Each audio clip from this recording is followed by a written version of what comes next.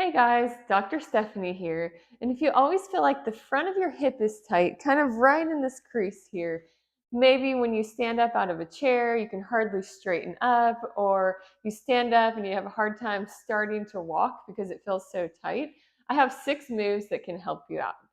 That muscle may be tight because you do a lot of sitting, it kind of gets shortened and weak. So you may just need to work on some mobility, maybe some hip flexor strengthening because that muscle never gets worked like it should.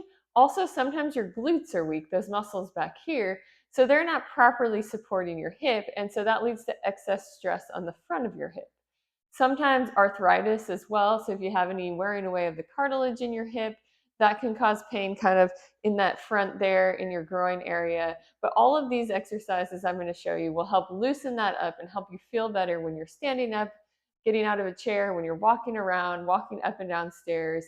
And it'll just kind of loosen it up and make it feel better overall. So the first exercise we're going to do is in a hands and knees position. So hands like this, knees kind of shoulder width apart. You want to keep your back flat.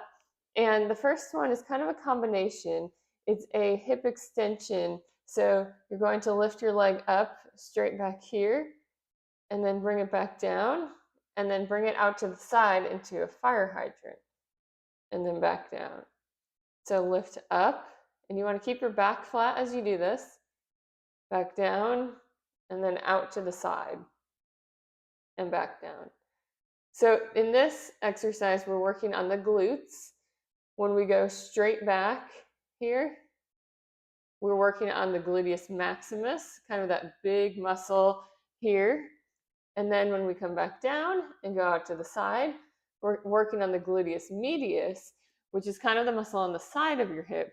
Those glutes are really important to support your hip and back and even your knees. So to prevent pain in all of those areas, it's important to have strength in your glutes. So you want to do about 10 to 15 of those and then switch to the other side and same thing, making sure you keep your back flat and just lifting straight back and then straight out to the side, really working those glutes with this exercise. As you're lifting, you're also lengthening that hip flexor. So it should help kind of relax it a little bit and release that area. Okay, also in this position, we are going to take one leg and do what's called a hip cars or controlled articular rotations. So what you want to do is you're going to lift back, kind of like in the last exercise, but now we're going to point our knee to the side and rotate it around here. So we're just kind of moving that joint throughout its range of motion, just nice and slow and controlled, just around in a circle. And if you can't make a big circle, that's okay. Just make the circle you can. You'll do the same thing with the other leg. So just kick back and then out to the side and up and down. And then the opposite direction. We're really letting the femur, that bone here, is moving in the hip socket, which is part of the pelvis. So we're just really getting some movement there. And again, you want to do 10 or 15 on each side. Just really stretching everything out there. Okay, so now we're going to lie on our back. And in this position, we are going to spread our knees to the side a little bit. You can keep your feet flat, but just kind of let your knees hang out. We're going to do what I call a frog bridge. So knees out to the side, you're just going to lift your hips up like you're doing a bridge and come back down.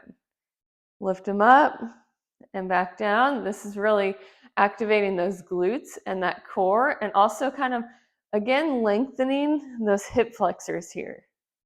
Because we do a lot of sitting and other movements, even walking, that are forward movements, we're bringing our knees to our chest. We don't do a lot of the opposite, where we're kind of lengthening those hip flexors. So This exercise will lengthen those hip flexors and work on glute and core strength. So this one I would do about 20 to 25, just nice and slow, up and down.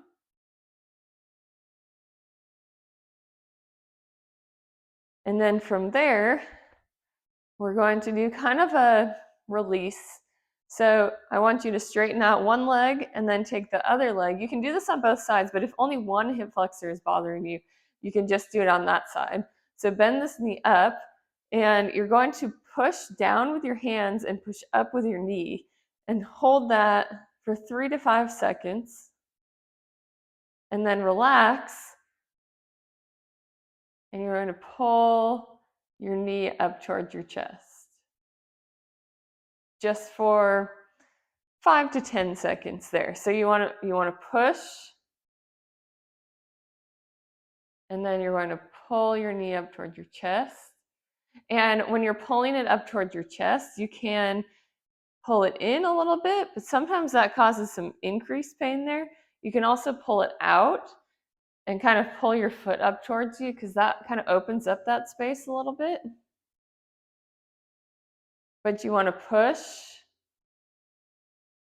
and then pull. It's kind of a what we call contract relax. So we're contracting the opposite muscles and then letting that relax and kind of pulling it. And you can pull it a little bit to the side. Sometimes people get a little cramping or a little pain in there if you pull kind of across here, or if you pull straight. So you can kind of pull to the side. You can even pull that foot up. We want to do about 5 of those, where you just push down for 3 to 5 seconds and then let it totally relax, because sometimes it doesn't relax. You can kind of roll it around like this, let that hip flexor relax, and then pull it up towards you. You can pull it out to the side, and then you can repeat on the other side. Okay, from there, we're going to work on the core a little bit, but also the hip flexor. So this is a dead bug, but we're only going to do the leg part of the dead bug. So from here, you're going to keep your back flat on the ground. You can kind of tighten your abdominals if you want to. Kind of pull that belly button into your spine and just tap one heel down, and then tap the other heel down. Tap it down and tap the other heel down. Sometimes when those hip flexors feel tight, the core is not as strong as it should be, and it's not stabilizing, so that puts extra stress on those hip flexors. So we want to just work on that core a little bit. So we're doing this here. You want to do about 10 or 15 on each side. Okay, to finish, we're going to go on our stomach.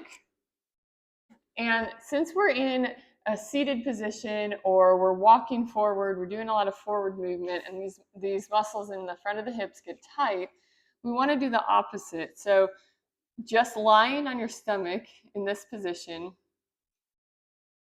and then even pressing up on your hands, that just kind of lengthens the front, well, everywhere in the front of your body, but also those hip flexors. So you want to do some of this, just lying in this position. You can press up and down. If it feels like too much to press up on your hands, just go on your elbows and come down, and then press up and down and press up. But the goal is to go all the way up here and then come back down, up here, and come back down. And you can just kind of hang out in that position too as well. So all of those exercises will really help loosen up the front of your hips, kind of get rid of that feeling of tightness when you're standing up after sitting for a while, or when you've been walking a lot and you just feel fatigued in that area. So these will help kind of build strength around those areas, the hip flexors, the glutes, and just loosen up those hip flexors so you don't feel so tight and so pinchy, because sometimes you feel that pinching in the front of your hip, or you just feel like it won't straighten out. These exercises will help you get to where you can feel like you straighten that out and it doesn't feel so uncomfortable.